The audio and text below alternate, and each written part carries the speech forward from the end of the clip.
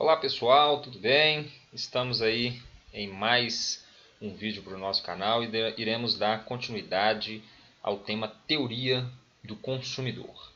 Então, bola para frente, seção capítulo 3, Preferência Revelada. Conhecendo as escolhas feitas por um consumidor, a pergunta que eu faço, nós podemos determinar suas preferências, ou seja, através das escolhas feitas, nós conseguimos observar então o que ele preferiu ou o que ele deixou de preferir.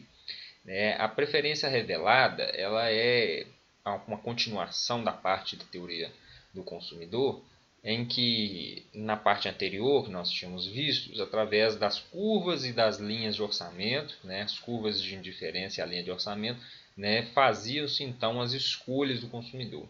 Agora nós estamos fazendo um caminho inverso, ou seja, pelas suas escolhas nós estamos avaliando então qual que é a sua curva de indiferença, dadas as diversas linhas de orçamento, as diversas opções. Então vamos lá, avançando. Nós temos aqui, sobre a preferência revelada, duas linhas de orçamento. Nós temos aqui vestuário, alimento, são os itens básicos da nossa teoria do consumidor. Nós temos aqui a linha 1 e a linha 2, com diferentes inclinações. Se o indivíduo se defronta com a linha de orçamento L1, se ele defrontar e escolher a cesta A ao invés da cesta B, ou seja, está na mesma linha de orçamento, ele escolhe A ao invés de B, A então se mostra preferível a B. Isso é fácil. Da mesma forma, ao deparar com uma outra linha de orçamento, o indivíduo opta por B. O indivíduo opta pela cesta de mercado B. Então, e é B então que se revela preferível a D. Então, o que ele quer dizer aqui? Quando eu tenho duas linhas de orçamento, no caso eu tenho a primeira linha. Eu posso ter várias linhas com várias inclinações, mas aqui eu tenho duas. No exemplo próximo aqui nós vamos ver com mais linhas. Nessa situação entre A e B, o consumidor ele prefere A. E na situação da linha 2, na linha de orçamento 2, ele não tem mais a opção A, ele tem aqui a opção B e D, e ele escolhe B, então B se torna então preferível a D. Agora, o que significa isso daqui, essa reta na vertical e aqui na horizontal? Porque aqui nós temos aqui um ponto, uma cesta de consumo que está localizada exatamente nesse ponto. É aonde o consumidor ele escolheu o ponto A. Tudo que está abaixo nessa área aqui não é preferível a A, ou seja, porque a A está mais alta, ele permite um nível de consumo maior. E tudo que está aqui acima do ponto A, ele é sim mais preferível porque está acima. Ou seja, eu consigo, a partir das curvas, como relembrando aqui um pouco da teoria do consumidor, as curvas mais altas são mais preferíveis. Então, se ela é mais alta e se ela está mais à direita, ela é preferível. Então, toda essa área aqui, vamos dizer assim, ao infinito de A é preferível. Toda essa área aqui nessa cor parecendo rosa aqui é preferível a A. E tudo que está abaixo não é preferível. Pelo próximo exemplo, fica mais fácil de entendermos que a partir de então, nós podemos, você pode observar aqui, nós podemos, de uma certa forma, desenhar uma curva de indiferença, dadas as escolhas do consumidor. Então, um consumidor aqui com a linha de orçamento 1, ele escolheu A. Com a linha de orçamento 2, ele escolheu B, mas B aqui no caso está fora porque está abaixo. Com a linha de orçamento 3, ele escolhe E. E com a linha de orçamento 4, ele escolhe a letra G, escolhe a cesta G.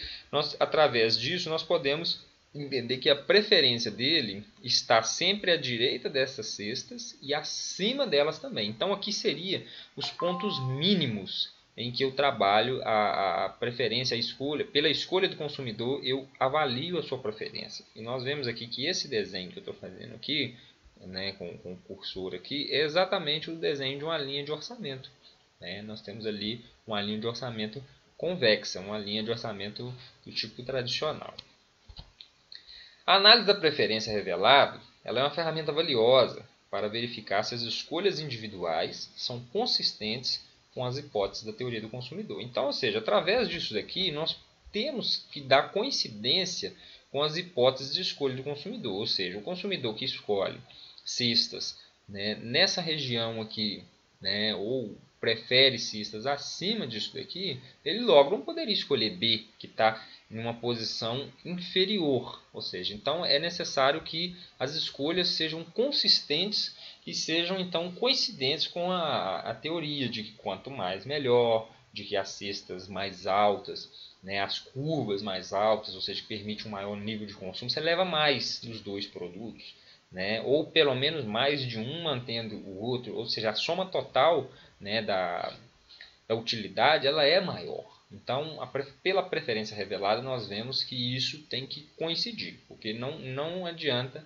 o consumidor fazer uma escolha coerente e depois uma incoerente. Embora na vida real a gente vê que isso não se revela.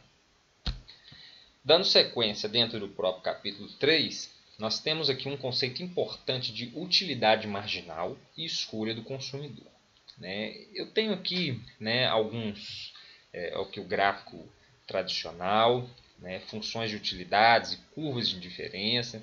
Nós temos aqui unidades de vestuário, unidades de alimentos. Temos aqui as curvas com as suas devidas utilidades. Nós temos aqui a curva U1, que ela dá 25, a U2 que dá 50, a U3 que dá 100, e assim as suas diversas combinações. Esse é o tipo convencional de curvas. Mas a utilidade marginal, o que eu quero dizer com isso? Ela é uma satisfação adicional obtida pelo consumo de uma unidade adicional de determinado bem. Então, nós vamos colocar aqui, por exemplo, cada vez que eu estou trazendo, que eu estou descendo na curva de indiferença, eu estou diminuindo a utilidade de vestuário, ou seja, eu estou diminuindo as quantidades de vestuário e aumentando as quantidades de alimento. Então, aqui eu caio de 10 para 5 e daqui também eu vou de 10 para 5, aqui seria algum número, talvez 3 ou 4. E aqui eu tenho também, eu caio para 5 e aqui também o aumento desse valor aqui, que talvez seria o valor 3, imagino, 3, 3,5, eu aumento para 5. Então, eu vou deslocando a medida da curva de orçamento, a linha de preferência, a curva de preferência, a curva de indiferença do consumidor, à medida com que eu vou deslocando, eu vou diminuindo quantidades de um para aumentar a quantidade de outro. E dentro, um conceito importante, dentro da mesma linha, dessa linha de indiferença, da curva de indiferença, a utilidade total em qualquer ponto ela tem que ser igual. Porque se ela não for, ela está em uma curva mais alta. Aí nós já estamos trabalhando com uma outra curva. Mas dentro da mesma curva, quando eu diminuo, aqui tem um vestuário e aqui eu tenho um alimento. Eu diminuo o vestuário, eu tenho que aumentar o alimento. Até que chega um ponto que eu estou com pouco vestuário e bastante alimento. O que é que eu quero dizer com utilidade marginal?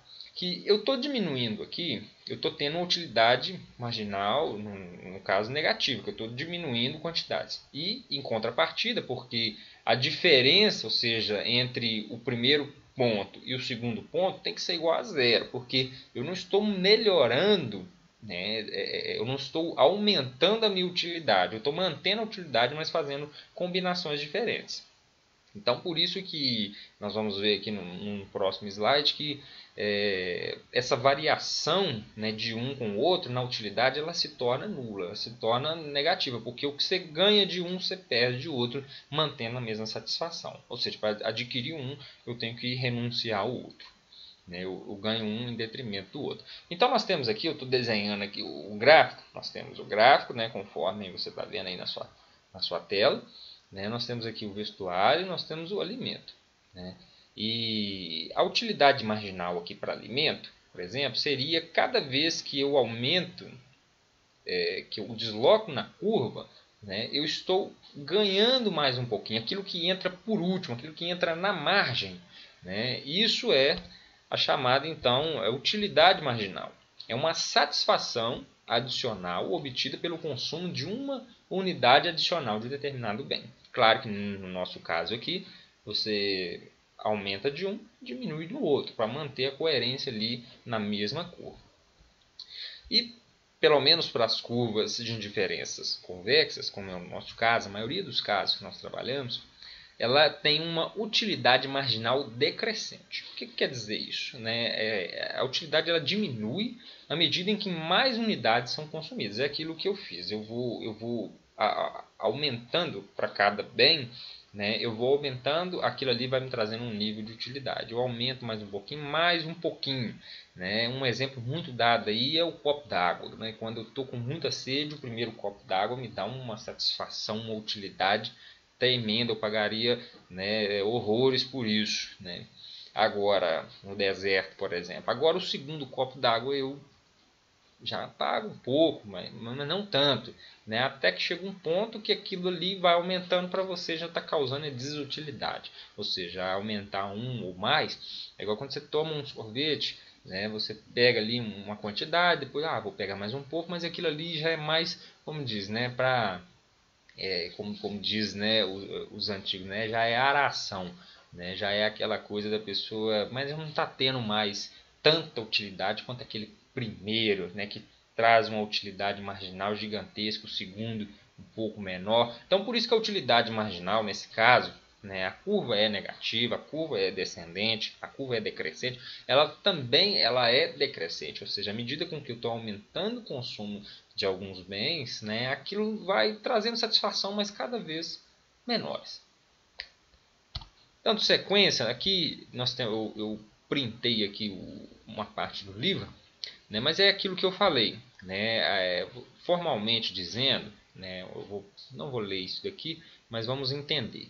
Né, a variação na utilidade marginal vezes a variação de alimento, né, a utilidade, né, que varia de alimento mais a utilidade que varia de vestuário, ela é igual a zero, ou seja, porque estamos dentro de uma mesma curva. Se diminui de um, aumenta do outro, o que diminuiu, o que compensou aqui, acabou que no final na fritada dos ovos não teve diferença na utilidade total. Você só realocou a maneira com que você adquire isso.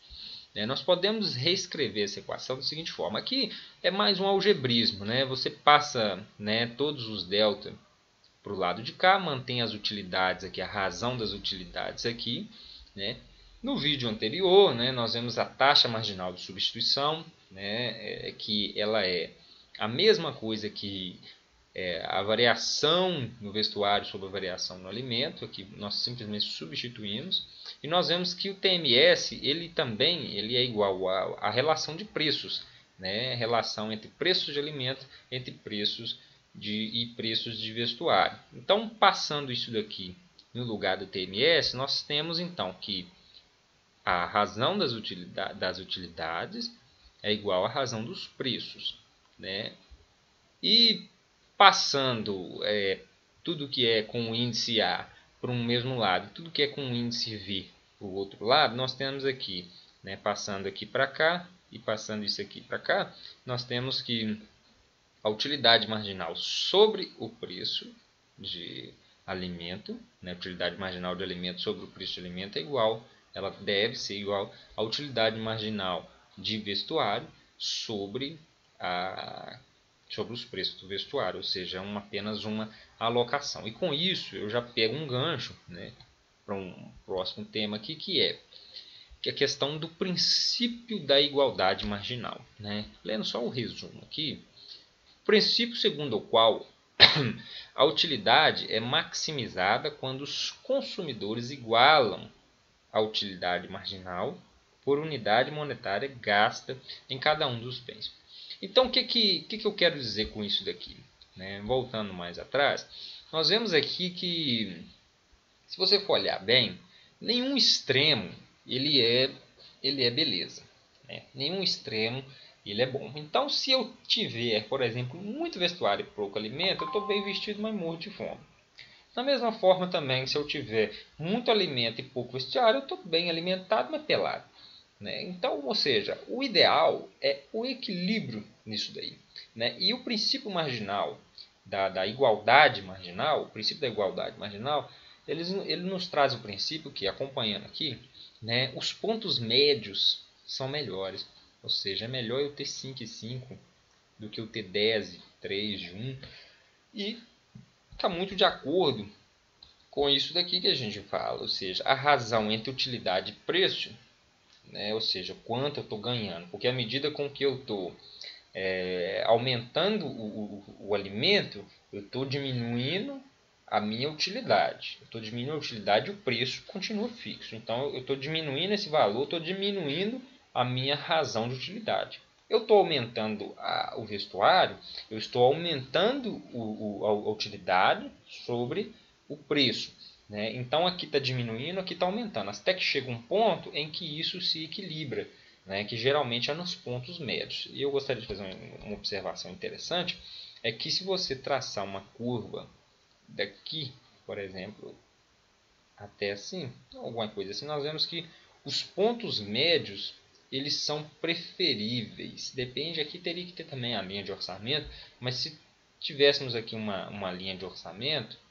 né, por exemplo, nesse ponto aqui, nós podemos ver que esse ponto em que tangenciou aqui a curva, né, tem que ver a inclinação da curva também, porque se ela for mais deitada, a cabeça dela vai pegar mais, se ela for mais em pé, só vamos dizer assim, a cauda dela que vai tocar ali na linha de orçamento, e depende também da inclinação da linha de orçamento, mas ignorados isso daí, nós vemos que se eu tenho aqui esse ponto aqui, uma curva que está aqui atrás, por exemplo, uma curva que está aqui, o ponto médio dela, ou seja, que desenha comigo, que eu tenho uma curva mais embaixo, aqui, com o extremo aqui e com o extremo aqui. Se eu fizer um ponto médio nela, aí que eu chego nisso daqui, como se fosse um arco, né? Ou seja, então essa curva, ela de uma certa forma, ela é derivada, né? Ou seja, eu atinjo ela pelo equilíbrio de uma curva anterior aqui que pega um ponto médio dela. Isso é o princípio marginal, o princípio da igualdade marginal. Isto é, quando tiver igualada a utilidade marginal por cada uma das mercadorias, então o princípio marginal ele é atingido. Agora nós temos aí um tema também, dando continuação, que é incerteza e comportamento do consumidor. Então o que nós temos com isso daí? O capítulo 5 de microeconomia, do Rubenfeld e Pind. Aqui tem toda uma explicação, mas eu ponho o texto assim, mas para caso alguém quiser ler, mas eu já vou direto na informação. Nós temos aqui riscos de decisões, né? Risco, probabilidade, né? Nós vamos ver aqui os valores esperados, os desvios, padrão, a variância, os riscos que nós temos ao assumirmos negócio, ao fazermos investimento, ao tomarmos decisões, né? Imaginemos aqui, por exemplo, que eu tenho uma opção de investir numa empresa, né, e as ações dela podem ir de 30 para 40, ou se não, as ações, se a exploração, por exemplo, no caso de uma empresa petrolífera, se a exploração for bem sucedida, as ações da empresa terão seu valor aumentado de 30 para 40. Caso contrário, serão seu valor reduzido para 20. E nós temos, isso é coisas que nós temos que observar em toda a nossa vida, né? Quando eu faço alguma decisão, um investimento, então logo eu estou assumindo riscos, né? Coisas que eu não tenho como garantir em determinadas situações. Há ferramentas para garantir isso, nós vamos ver, mas de uma forma geral, né, eu não tenho como controlar todos os eventos possíveis, eu tenho como minimizar os seus efeitos, né, e isso é descrever o risco. Nós temos a probabilidade, o livro aqui usa como exemplo 1/4 e 3/4. O sucesso é 1/4 e a probabilidade de insucesso é 3/4, ou seja, tem mais chances de dar errado, né? Com isso, nós vamos fazer, né, a ponderação então dos valores, né? Os valores esperados, o que seria? Toda vez que você se deparar de defrontar com uma questão, alguma situação em que você tem que escolher uma situação A, uma situação B, né? Imagina, vamos colocar no extremo para vocês entenderem o que é o valor esperado. O valor esperado, ele é a ponderação matemática, né? A soma de todas as ponderações, né, probabilisticamente, ou seja, os pesos são as probabilidades, e os pesos, que são a probabilidade, tem que somar 100%, ou seja, 1, tem que somar 1. Né? Então, eu tenho ali todo vamos dizer assim, uma opção entre por exemplo, o evento A, o evento B, o evento C, e etc. Você soma tudo isso, mas você tem que ponderar. Vamos colocar aqui, né? Qual que é a probabilidade de sucesso? Aqui, o exemplo que nos fora dado é que o sucesso ele é de 1/4 para a ação virar $40. E o insucesso é de que 3/4, né, desse valor, ou seja, 75%, de ação vir para $20. Né? Vamos colocar um caso assim extremo, porque pelos extremos a gente consegue entender as coisas. Né? Vamos supor que a probabilidade de sucesso fosse de 100%. É um evento garantido e a probabilidade de insucesso seja de 0%. Então nós temos 1 e aqui 0. Se eu coloco aqui 1 e aqui 0, logo eu anulo esse valor. Então a ponderação vai ser igual, ou seja, o que eu espero? Se aquilo é 100% esperado, então, ou seja, tem 100% de probabilidade, então o que eu espero é que aquilo seja 100%, ou seja, o valor, no caso, de R$40 por ação. Agora, à medida com que eu vou tirando a probabilidade, que eu vou diminuindo aqui 90, 80, 70 e aumentando a probabilidade de sucesso, eu tenho que fazer os pesos, tenho que fazer as ponderações. Ou seja, então aí que entra a ideia do valor esperado. Você pesar, né, ou seja, os eventos. Por exemplo, eu gosto de dar bastante exemplo para ficar bem claro, porque o importante é entender, não decorar. Por exemplo, eu tenho ali uma balança, que seria, por isso que chama de peso. Né? Se aquilo tem 0% de probabilidade de ocorrência, aquilo não vai fazer diferença nenhuma. Eu posso ter um evento com 50%, outro evento com 50% e mais 1 bilhão de eventos com 0%. Aquilo ali não vai fazer diferença nenhuma. Aquilo não vai fazer. Na hora de pesar vai ter peso nulo. Né? Agora os outros dois você tem que metade de um, metade de outro, você faz a ponderação. A variabilidade ele está nessa mesma ideia. Né? Nós temos aqui um exemplo aqui de um emprego, né, com uma renda de R$2.000, com 50% de probabilidade, e 50% para 1.000. Se eu for ponderar, eu tenho 50% aqui, dá 1.000, 50%, a renda esperada é 1.500. Aqui também da mesma forma, eu tenho um serviço não comissionado, né, que aqui é comissão, com um salário fixo de 1.510, com 99% de probabilidade, né? Ou seja, praticamente garantido que eu vou ter isso, e 1% de probabilidade de que a minha renda vire algum dia para 510. Você ponderando isso tudo aqui, você também chega em 1.500. Né? Os dois valores esperados são os mesmos, ou seja, tanto no emprego 1 quanto no emprego 2, ou seja, eu tenho a esperança pelos pesos e probabilidades de alcançar a mesma renda. Né? Só que aí está a ideia da variabilidade, ou seja, quanto que isso é arriscado. Ou seja, se eu quero ganhar R$1.500, né, eu tenho aqui o salário fixo, ele tem a chance de ele diminuir bastante é praticamente nula. Então, o peso maior, ou seja, se nós formos fazer aqui os desvios, e pelos desvios aqui que nós vamos ver quanto que se desvia da média, isso é o que vai me trazer, então, a segurança ou não dos eventos. Então, aqui eu tenho a mesma renda esperada, mas eu tenho 50% de ser mais e 50% de ser menos. Então, ou seja, numa situação pior, que tem um peso considerável, eu posso ter uma renda menor. Então, isso é a variabilidade. Desvio, variância e desvio padrão. Segue a mesma ideia aqui, depois nós vamos calcular aqui alguns exemplos.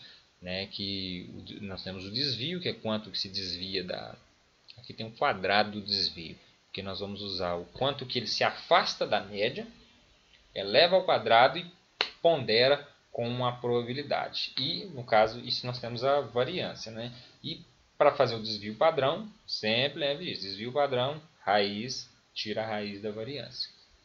Ok? Eu já gravei vídeo, se você quiser entender sobre desvio padrão, sobre variância, sobre a questão da estatística, dá uma fuçada lá no meu canal que você vai encontrar lá há vídeos também sobre inferência estatística, estatística em geral. Né? A tomada de decisão, né, aqui um slide aqui copiado do livro, mas o que eu quero dizer? Depende de cada pessoa. Né? Cada pessoa ela reage a uma diferente maneira do risco. Por exemplo, se eu aumentar a minha renda esperada aqui para 1.600, né, obviamente aqui o desvio padrão ele era 500, aqui continua 500, né, o desvio padrão ali no outro, os desvios continuam mesmo, mas a minha renda esperada, né, no emprego 1 e no emprego 2, do emprego 1 ele ficou um pouco maior. Eu aumentei 100 aqui, 100 aqui, ponderei, então 50, 50, então aumentou mais 100 aqui. O rendimento esperado ficou maior, mas o risco continua o mesmo. Então, o que decidir? Depende de cada consumidor.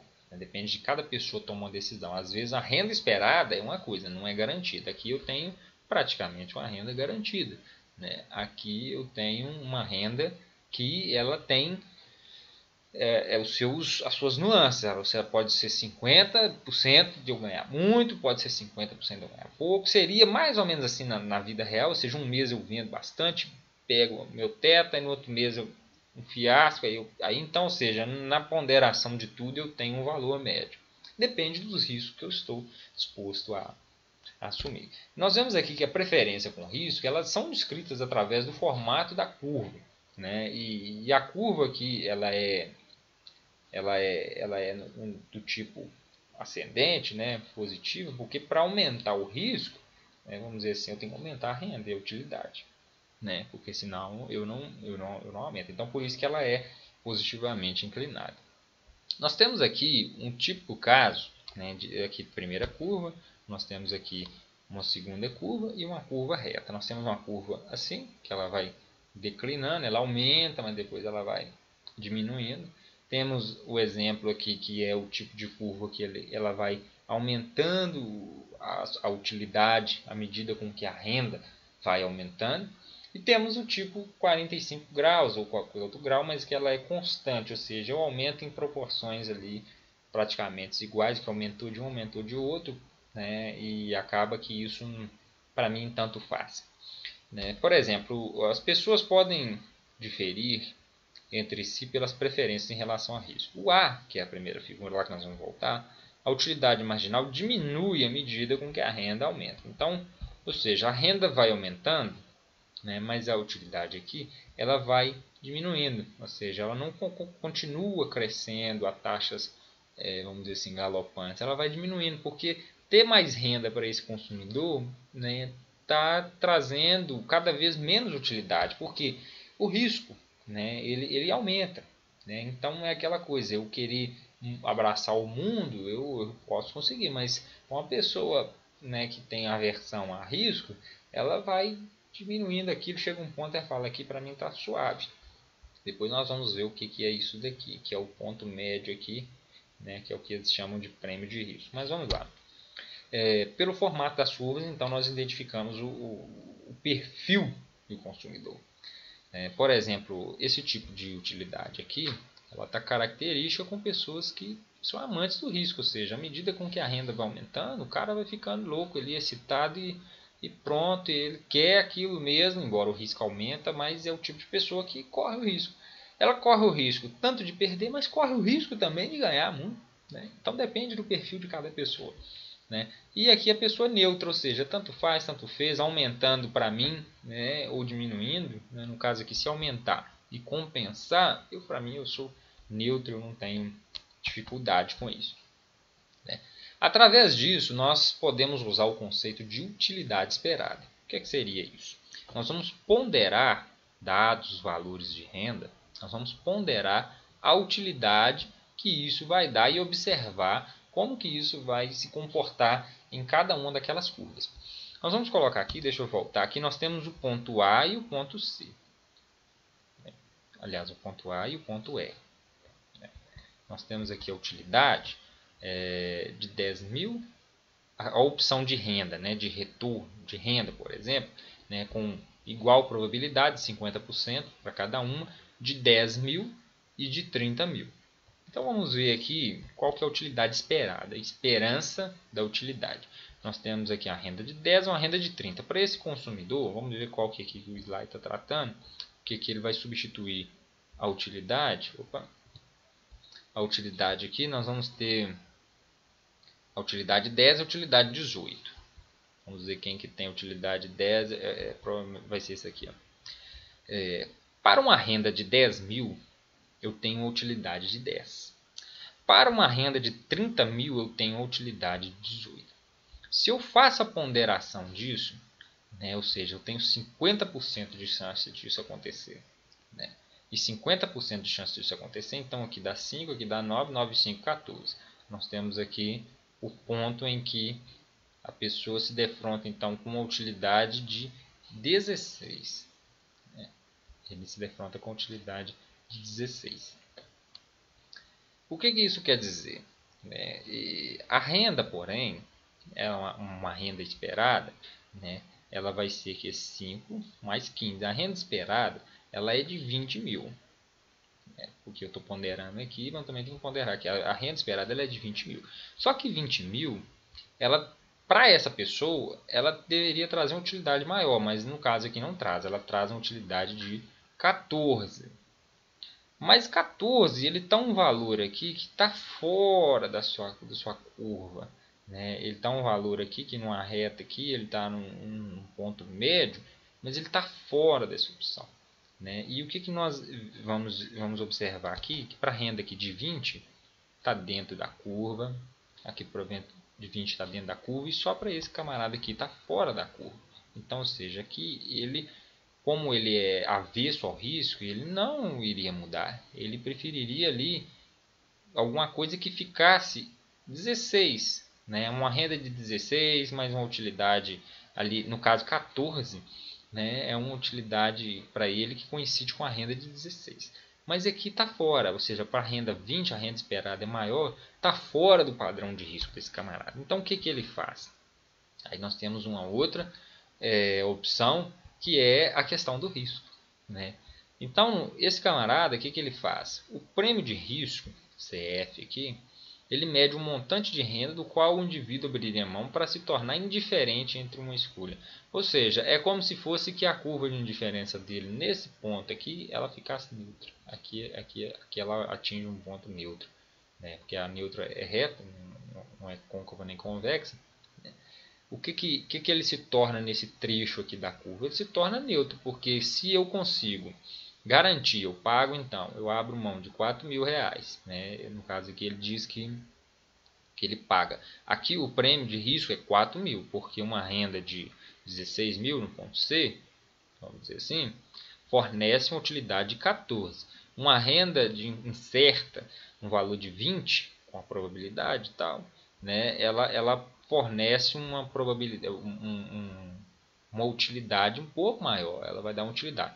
Mas para que o consumidor se mantenha nessa zona de seu conforto, ele paga um prêmio de risco para poder ele garantir aquela renda. Ou seja, ele faz um seguro, contrata um seguro para que, se a renda dele não acontecer, ele já abriu mão, ele já pagou o seu prêmio para poder que ele tivesse a sua renda garantida.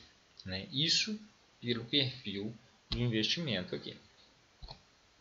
Seguindo, nós temos aqui a aversão ao risco e curvas de indiferença, ou seja, curvas, né, mais em pé aqui. Nós vemos que a renda tem que aumentar mais quando o risco, né? Então aqui são casos de pessoas que são avessas ao risco, e aqui são pessoas que não são avessas ao risco. Curvas, ou seja, quase que, ou seja, você pode aumentar muito o desvio padrão, que é o risco, sem aumentar tanto assim a renda. Aqui você está aumentando aqui, a renda está aumentando pouquinha coisa. Daqui até aqui, olha o quanto que aumentou de risco e o quanto que aumentou de renda. Agora daqui até aqui, ó, aumentou esse tanto de risco e de renda praticamente a mesma coisa ou até mais. Depende do perfil de cada cidadão. Nós temos então estratégias então para reduzir o risco. Né? E eu pretendo ser bem breve nisso, não esticar muito o vídeo, reduzindo o risco. Como que nós podemos reduzir? Uma opção de reduzir o risco é pela diversificação.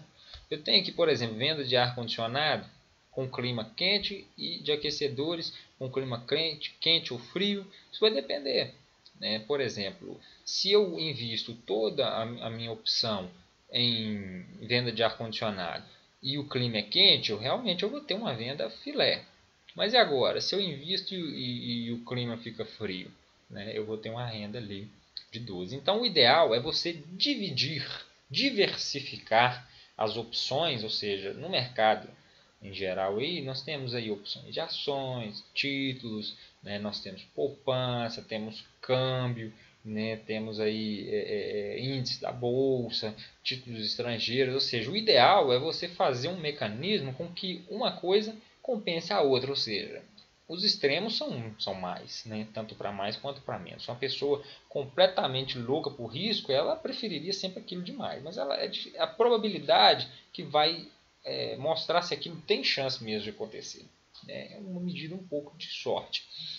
E com isso, né, uma diversificação ela é uma maneira de você colocar, vamos dizer assim, os seus investimentos ponderados pela probabilidade de ocorrência para que eles então, né, ocorram, né, o valor esperado seja um valor, né, ameno, que não seja nem 12 nem 30, seja alguma coisa ponderando isso aí. Nós vamos ter 16, né, nós vamos ter ali 15 mais 6, 21 na verdade. Vai dar 42, parte ao meio, 21. 21 seria, por exemplo, uma renda garantida, não garantida, uma renda esperada para alocações desses investimentos com probabilidade de 50% cada um. Outra opção é a questão do seguro. Né? Nós temos aqui, né, a gente já até falou sobre seguro no tópico atrás, né, mas eu tenho aqui com a ocorrência de assalto de 10%, ocorrência de assalto de 90%, né, a decisão de adquirir o seguro. Né? As posses esperadas são as mesmas. Né? O desvio padrão aqui, que é a raiz, né, da variância, disso daí ela é maior para aquele que não faz o seguro. Né? Mas aqui nós vemos aqui, a pessoa que faz seguro, com a probabilidade sim ou probabilidade não, ela vai ter a sua mesma posse esperada. Né? Aqui também, a pessoa vai ter também a mesma posse esperada que não faz o seguro. Né, com a probabilidade de assalto é 10%, mas às vezes ele prefere falar, não, eu prefiro correr o risco um pouco, ele pondera isso, falar 10% é pouco, então na pior das hipóteses ele poderia ficar com os seus 50 mil, mas o esperado é manter os seus 49. Aqui é uma situação com risco, aqui é uma situação sem risco, por isso que aqui temos o desvio padrão. Outra coisa também, temos aqui um exemplo, né, tem algumas informações aqui, eu não vou entrar nos cálculos, né, mas eu gostaria só de informar que o valor, quando você tem o valor da informação, o que quer dizer isso? Quando eu tenho uma informação do tipo privilegiada, eu consigo alocar os meus investimentos de uma certa maneira que eu consigo ter, vamos dizer, quase que certeza de que aquilo pode acontecer, de que aquilo vai de fato acontecer. Quando eu não tenho, ou seja, eu sou isonômico, eu sou igual a todas as outras pessoas, né, o que acontece? Eu tenho até um processo aí, né, que rolou aí com o Ike Batista e tal, por causa disso, ou seja, o uso de informação privilegiada, ou seja, ele já ia direto, né, porque tinha, ou seja, o risco era praticamente nulo, porque ele já ia direto onde é que ele poderia encontrar, né, no caso de mineração. Né, as suas empresas, então, né, aumentaram bastante o valor, mas hoje, né, coitado, né, tá numa situação difícil, né, embora ainda continue milionário. Mas, independente disso, né, quando eu tenho o valor da informação ela é a diferença entre o valor que eu adquiro com a informação e o valor que eu adquiria sem informação. Imaginemos aqui que, por exemplo, aqui o lucro esperado. Aqui tem aqui os valores do terno, as condições de devolução, mas eu não sei se eu vou vender ou não. Né? Então o que eu faço? Quando eu tenho a informação completa, eu sei que vai vender, eu sei quais que vão vender, eu não vou ter prejuízo algum, não vou ter que fazer devolução nem nada. Né? Eu vou obter um lucro ali de 8.500. Mas se eu não sei, ou seja, eu vou ter que ponderar a probabilidade, comprar mais, comprar menos. Eu tenho um lucro esperado aqui de 6.750.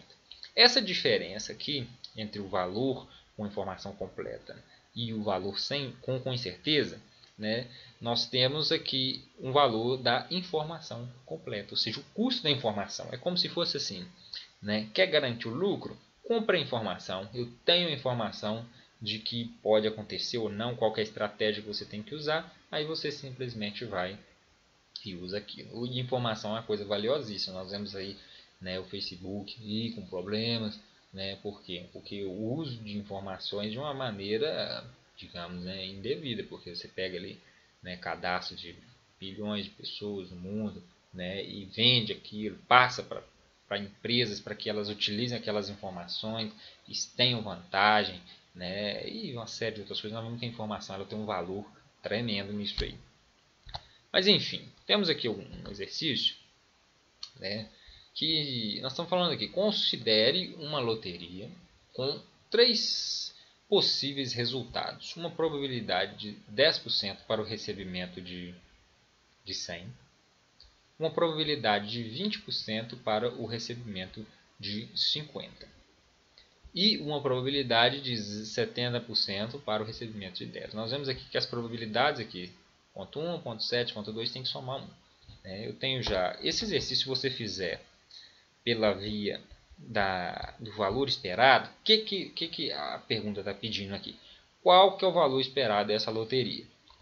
Eu não vou fazer contas aqui, porque o objetivo do vídeo não é fazer conta. Contas vocês sabem fazer. Deixa eu já pegar aqui o valor, tá? Porque aí a gente já vai direto ao assunto e não fica perdendo muito tempo aqui. Estou abrindo aqui que já está resolvido isso. Nós temos aqui, se você fizer 0,1 vezes 100, que é a ponderação, probabilidade de 10%, né, de você receber 100, aí dá R$10. Probabilidade de 20% para você receber os 50.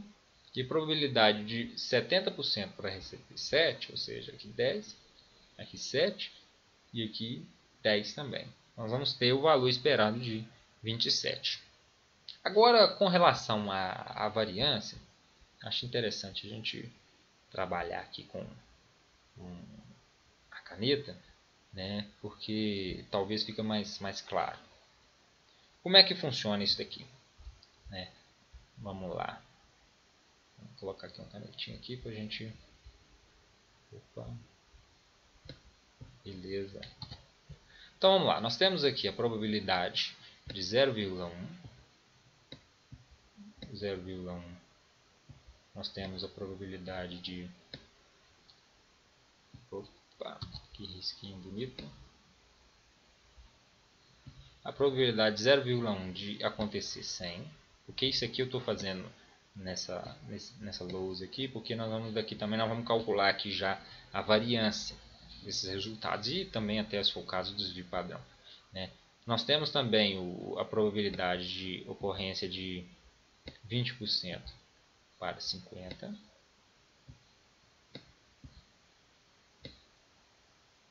Opa, 50. E temos a probabilidade aqui, né, probabilidade final de isso aqui, a probabilidade de 0,7 em 10. Nesse momento até sugiro se você acelere o vídeo um pouco, porque aqui é um pouquinho devagar escrever nisso daqui. Então vamos lá, a esperança disso, ou seja, a probabilidade esperada, né, desses valores, vamos pôr aqui de x, a esperança de x, aqui nós temos a probabilidade, né, probabilidade de i, opa, e aqui nós temos o x, né, que é o valor que eu tenho. A probabilidade, a esperança da probabilidade disso vai ser, eu não vou escrever isso daqui, vai ser 0,10 vezes 100, 0,20 vezes 50, mais 0,7 vezes 10, que isso aqui nós vamos ter uma probabilidade, uma esperança na verdade, de 27. Ou seja, dados esses determinados valores, ou seja, não vai ser, a minha esperança não é nem 10, nem 50, nem 100, é de 27. A variância, contudo, como que nós vamos calcular isso? A variância, eu vou colocar apenas um valor aqui. Nós vamos ter o valor que eu tenho, 100, por exemplo, menos 27, que é a esperança. Sempre eu vou tirar a esperança como média. Vou elevar esse valor ao quadrado, né, para tirar os valores negativos, e vou ponderar com a probabilidade de que isso ocorra. Ou seja, é a minha esperança de variância. Mais, aí você vai fazer aí, mais 50 menos 27 ao quadrado vezes 0,2, mais 10 menos 27 ao quadrado vezes 0,7. Então, vai ter aí os valores de que vai ser igual a 841. Se você tirar a raiz disso aqui, você vai encontrar aí o desvio padrão. Mas isso aqui é o valor da variância. A variância, ou seja, entre os resultados, ela pode de 100 para 27, ou seja, destoa bastante. De 50 para 27 dá quase o dobro. De 10 para 27 dá quase o triplo. Né? Ou seja, então são destoamentos violentos. E isso acaba afetando aí, né, na decisão de cada pessoa. Então, calculamos isso daí, vamos para o próximo. Nós temos aqui também a opção do Richard está decidindo sobre a aquisição de um bilhete de loteria estatal. Cada bilhete custa R$1. E a probabilidade dos seguintes prêmios é apresentada na tabela abaixo. Nós temos aqui probabilidade de retorno 0, probabilidade de retorno 1, probabilidade de retorno 2 e retorno 7,5, 7,50. Qual o valor esperado disso aí? Se você fizer o valor, né, então vamos colocar aqui que eu não vou escrever, vou só colocar os valores aqui para vocês calcularem. Opa, às vezes trava um pouquinho, mas enfim, né, eu posso já ir adiantando aqui que o valor da esperança disso, qual seria o valor esperado e o valor da variância. Se você fizer a ponderação disso aí, deixa eu já achar aqui os resultados, facilita a nossa vida. Né? O custo do bilhete é R$1. Nós vamos ver que a esperança disso, dos valores, é 1,025. O valor esperado dessa loteria toda, ou seja, você vai comprar por 1 e vai tem uma esperança de 1,025. Né? Pouco, mas coloca aí 1 milhão. 30 milhões de bilhetes adquiridos nisso, ou seja, esse valor vai ser um valor considerável. Né? Só que aqui nesse caso, né, nós vemos a seguinte opção. Né? A esperança é isso, mas a esperança tem 50% de não dar nada. Né? Tem as opções de 1/4 aqui de voltar ao mesmo valor, 20%, então a esperança está nesse valor. Qual que é a variância disso? A variância disso tá, se você fazer as contas, aí vai dar 2.800 e burdoada, 811,9 ou 28.119. A conta aqui talvez não está das melhores, mas enfim, é uma variância bastante grande. O que eu quero dizer com isso? Né? As contas, na verdade, elas não importam tanto. Elas, claro, você aprender a fazer as contas, ok, mas o melhor, o mais interessante é que os exercícios, às vezes, de prova, de concurso, essas coisas, eles pedem um raciocínio. Então, se a esperança é 1,025, o bilhete custa 1, né, dadas as suas probabilidades, ou seja, o apelido de Richard é Rick sem retorno. Rick sem risco. Trata-se de uma pessoa extremamente avessa a risco. Então, uma pessoa dessa compra um bilhete desse? Não compra. Por que ela não compra, apesar do valor ser pequeno? Porque o valor esperado, embora ele é um valor esperado um pouco maior, mas ele está correndo risco. Né? Ou seja, a chance dele tem 50% de chance de perder R$1 dele. Né? Imagina 1 milhão. Né? Ele investe 1 milhão com 50% de probabilidade de perder aquele 1 milhão. Ou seja, metade de ganhar, 25% de empatar, né? Não está tão ruim assim, e as outras 25% de superar um pouco. E aí? A esperança é um pouco maior, mas como o perfil dele é extremamente avesso a risco, ele não compra. Uma pessoa neutra poderia até comprar, porque aumenta. E no caso aqui, se Rick, por exemplo, ele comprasse esse bilhete, o que ele ia fazer? Ele ia fazer um seguro. O valor do seguro vai ser o valor, né, do custo do bilhete, né, aliás, o valor esperado, que é 1,025, menos o valor do custo do bilhete. Ou seja, aí ele garante que ele fez a compra. Ou seja, se ele perder, ele não vai ter o problema. Se ele ganhar, ele ganhou e pronto, acabou. Né? O valor do seguro, na verdade, garantia para ele, né, o valor esperado, né, conforme ele quer. Né? Tem vantagem nisso? Não tem? Depende. Depende de cada consumidor tem uma visão diferente das coisas. Né?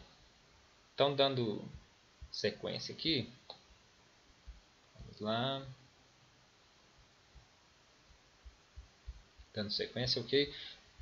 Falar agora brevemente sobre ativos de risco. Né? Nós temos aqui, né, esse aqui é o capítulo 5, continua ainda no capítulo 5 do PINDIC, né, uma seção especial lá, ativos de risco. Né? Aqui é só uma pincelada porque o assunto é extenso e algumas informações são importantes apenas. Então nós temos aqui ações ordinárias, né, e títulos de empresas de longo prazo e letras do Tesouro dos Estados Unidos. Temos a taxa de retorno média, né? Temos aqui a taxa real, né, que é o que realmente ela traz, e o risco, que é o desvio padrão. Você vê que quanto maior a taxa de retorno, maior também o risco que ele corre. Porque se fosse tudo igual, para que eu ia correr risco se eu não posso correr risco? Então, para mim oferir ganhos maiores, eu preciso correr risco. Né? Depende de cada perfil de cada investidor. Então, nós temos aí, nesse caso, um trade-off entre risco e retorno. O que quer dizer isso? Né? Pessoas, né, estão sempre avaliando, né, os riscos e os retornos dos seus investimentos. E isso é uma coisa que deixa, vamos dizer assim, as pessoas em uma situação de escolha. Né? Eu não quero garantir o retorno, então você diminui o risco, né? Diminui também o retorno, é uma relação positiva. Você aumenta o risco, você também está esperando aumentar o retorno. Né? Esse que é o trade-off. Nós temos aqui a questão da carteira de investimentos. Nós temos aqui representado, né, uma carteira aqui por ações e por títulos do Tesouro. Né? Nós temos aqui o coeficiente B, que seria a probabilidade, aqui 1 menos B, a probabilidade das chances de ocorrer. Nós sabemos que isso aqui é uma relação positiva entre o resultado da carteira, o retorno esperado da carteira, ela vai depender de uma ponderação dos valores de ações, mais a ponderação dos valores de títulos. Né? Aqui o livro faz toda uma ponderação, faz todos os cálculos e tudo mais e encontra, né, o desvio padrão da própria carteira como o B, que multiplica o desvio padrão de ações. Né? Nós passamos então para a próxima etapa, nós encontramos então que nós podemos colocar o B em evidência, ou seja, aqui se nós colocar aqui RM menos RF e colocar o B aqui em evidência, nós chegamos nessa equação aqui. E nisso nós temos o B como o desvio, aqui é simplesmente a álgebra. Né? Nós passa aqui o B é igual desvio padrão da carteira sobre, passa aqui para cá, sobre desvio padrão de ações. Né? Nós chegamos então aqui, desvio padrão da carteira, desvio padrão de, aqui você vai colocar ações. Então aqui o retorno esperado dessa carteira vai ser, por exemplo, títulos mais a diferença de ações menos títulos sobre o desvio padrão de ações que multiplica o desvio padrão da carteira. Né? Com isso, nós podemos, passando aqui, tem um slide para quem quiser ler detalhadamente. Isso aqui nós temos a linha de orçamento, que aqui é uma parte importante que nós temos. O retorno esperado da carteira com o desvio padrão. Por que as curvas aqui elas são positivas, igual eu tinha dito? Porque para aumentar o retorno, né, ou seja, para aumentos de risco, tem que aumentar a renda, o retorno esperado. Então, ou seja, eu só estou disposto a correr mais risco se eu também estiver propenso a ter mais renda. Né? E isso é fato. Né? Qualquer pessoa, se você oferece mais, depende do perfil dela, né, ela pode aceitar. E pelo formato da curva que nós vemos que é a pessoa amante do risco. A linha de orçamento, que é aquele valor que nós tínhamos tratado aqui, que é o retorno da carteira, ou seja, é o que cruza no eixo Y, está aqui o retorno aqui é o retorno esperado, né? E aqui o que corta aqui é o RF, que é o retorno das ações, né? Aliás, o retorno dos títulos, mas isso daqui, né, que na verdade inclui todo esse valor aqui, exceto o desvio padrão da própria carteira, que é uma relação positiva, ou seja, aumenta o desvio padrão da carteira, tem que aumentar o retorno, é uma relação positiva, né? Com isso, esse valor aqui, RM menos RF sobre desvio padrão de M, né, que é o desvio padrão das ações, nós temos a inclinação da linha de orçamento. Então, nós vemos aqui, ó, o investidor quer alocar seus fundos entre dois ativos. A linha de orçamento descreve a relação entre risco e retorno esperado e o risco associado a esse retorno, medido pelo desvio padrão do retorno. O risco é medido pelo desvio padrão. A inclinação, conforme eu tinha dito, é o preço do risco. São apresentadas 3 curvas de diferença, cada uma mostrando suas combinações, parará, e o consumidor ele vai escolher aquela que, no caso, é o ponto médio dessa daqui, atinge uma curva mais alta. E esse foi, não tem mais nenhum slide, esse foi o nosso vídeo de hoje, né? Espero que vocês tenham gostado, aprendido. Um vídeo bastante extenso, fiz apenas alguns exercícios, porque é uma matéria um pouco pesada, mas os principais conceitos eu busquei abordar aqui para vocês. Peço que vocês, se gostaram, dê um likezinho ali, se inscreva no nosso canal, recomende o nosso canal, isso aí você vai estar fortalecendo aí nesse canal de educação, de conhecimento. Muito obrigado a todos, uma boa tarde ou uma boa noite, depende do tempo que você estiver assistindo. Muito obrigado, valeu!